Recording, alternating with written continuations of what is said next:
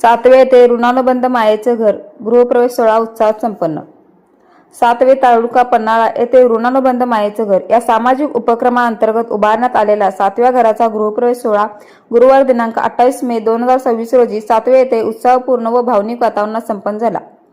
शिवम परिवार, Shri आळोबानाथ charitable trust सातवे तसेच विविध दात्यांच्या लोकसहभागातून हे घर उभारण्यात आले आहे।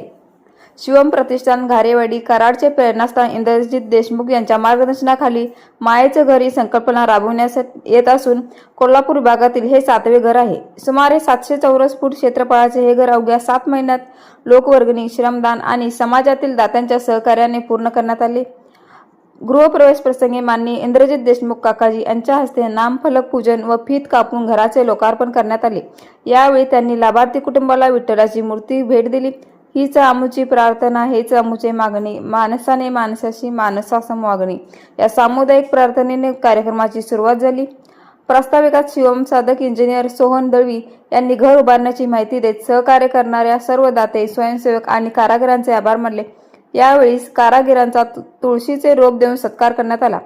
कार्यक्रमास मुरगुड, भोगावती, कराड, कागल, आटपाडी, सांगली, वारणा, कोडोली, शावडी, सावर्डे, दुमाला तसेच सातवे परिसरातील शिवम परिवाराचे साधक, सामाजिक कार्यकर्ते, विविध संस्थांचे पदाधिकारी आणि नागरिक मोठ्या संख्येने उपस्थित होते।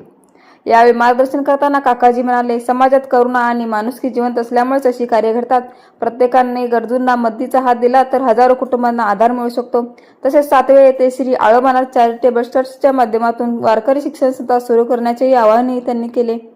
कार्यक्रमाचे सूत्रसंचालन शिवराज जाधव आणि डॉक्टर स्वाती निकम यांनी केले तर सतीश डबल गुरुजी यांनी आभार प्रदर्शन केले। कार्यक्रमानंतर उपस्थितांसाठी स्नेहभोजनाचे आयोजन करण्यात आले।